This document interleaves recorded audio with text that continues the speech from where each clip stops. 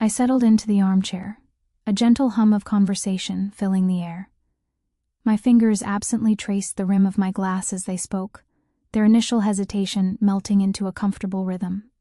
She sighed, her words finding a soft landing guided by his steady, calm tone. A familiar warmth bloomed within me, a quiet satisfaction as I simply listened. I'd intended to remain an observer, a silent witness to their exchange, but the longer I sat, the more deeply I felt myself drawn into the emotional currents swirling around us. I honestly can't even remember what it feels like to truly connect with someone, she confessed, sinking deeper into the plush sofa. I chuckled, swirling the amber liquid in my cup. That's genuinely quite sad, she groaned, a touch of self-pity in her voice. It is, I agreed, a faint shake of my head. It's been ages, a year maybe? No, I couldn't fathom going even a week without truly open dialogue with my partner. Those emotional check-ins, they keep us anchored. She rolled her eyes, a playful exasperation. Yes, we get it. You hit the partner jackpot. A smug smile touched my lips. I really did, though. He has this uncanny ability to make a woman feel completely understood. She exhaled a long breath. Must be nice. I tilted my head, studying her. She looked utterly spent, not merely fatigued, but holding that quiet emotional emptiness that too many difficult days can leave behind. Perhaps she missed companionship, but a deeper void seemed to resonate within her, a feeling of being unseen. Perhaps that's the real issue, I murmured, almost to myself. Her brow furrowed. What issue? I leaned in slightly. You attribute this feeling solely to your recent separation, but maybe what you truly need is simply someone who knows how to genuinely listen again. Her head snapped up, eyes wide with surprise. Excuse me? I simply offered a small smile, taking another sip. I mean, you wouldn't have to go searching far for that kind of support. She blinked, a flicker of confusion. What do you mean? I allowed the silence to stretch, a quiet tension building before finally speaking. What if I shared some of the solace I find in him? Her breath hitched. You're joking. My smile remained. Later that afternoon, the three of us lay on the bed, still dressed, bathed in the soft, golden glow of the setting sun. The air felt gentle, infused with a profound sense of peace. I stretched languidly, my fingers tracing lazy patterns over his sleeve, still enveloped in the quiet comfort he effortlessly provided. That was truly remarkable, I murmured, referring to the depth of our conversation, the raw openness, the shared honesty. He smirked, his eyes half closed in a tranquil gaze. We let the quiet settle around us. Then casually I broke the silence. She really needs this. His brow furrowed. Who, my friend?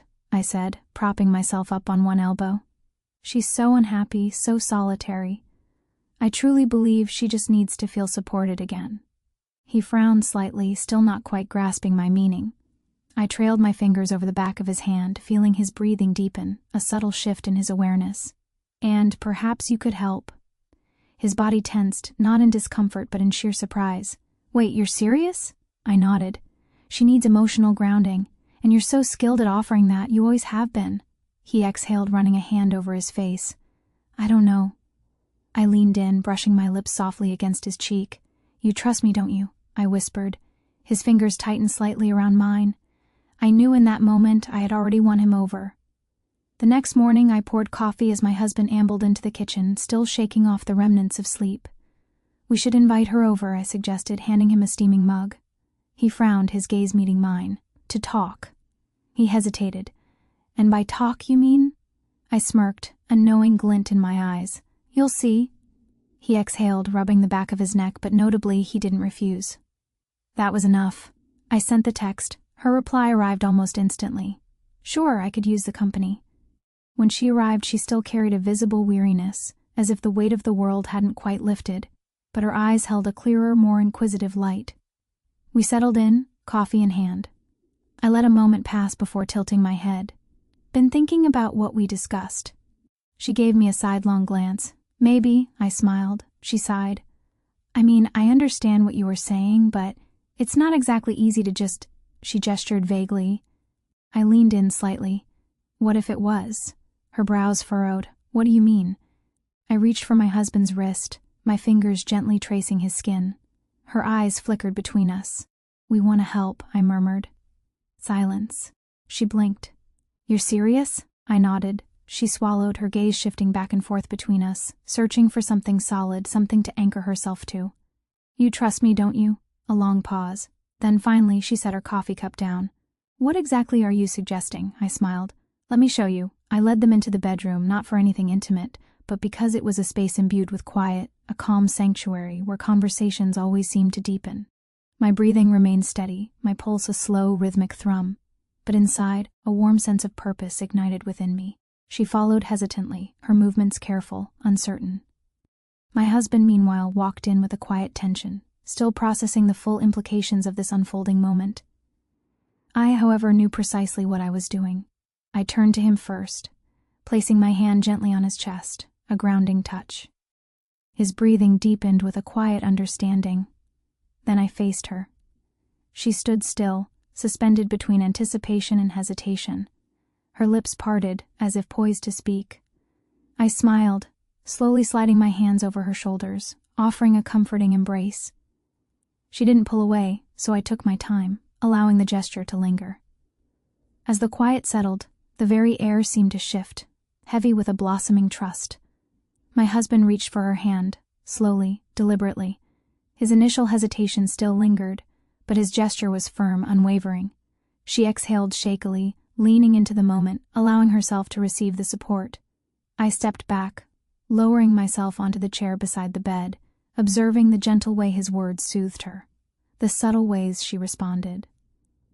I crossed my legs, feeling a profound warmth spread through me. This was precisely what I desired: to witness his genuine care, to see her soften, to feel the intricate emotional connection weaving itself around all three of us. His voice dropped to a low, tender murmur, guiding her through her anxieties. She began to open up slowly, sharing things she hadn't confided in anyone for months. Her voice trembled, but his unwavering patience steadied her. I listened, my heart contracting with empathy. "Do you like the way he talks to you?" I asked softly, a teasing lilt in my voice yet filled with warmth. She didn't respond with words, but the profound relief in her eyes spoke volumes. The room filled with the hushed symphony of honest conversation. Vulnerable, steady, real. I had initially thought I could simply sit there, merely watch, just listen. But as the tension eased and the emotional closeness deepened, a new realization dawned upon me.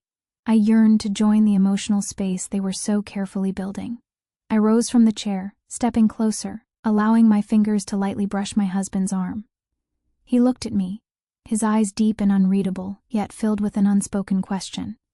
She turned as well, her expression caught between lingering hesitation and burgeoning hope. I offered a slow, knowing smile. "Move up," I murmured, gently guiding him to recline back against the pillows. He obeyed without question, a silent affirmation of his trust. Then I turned to her.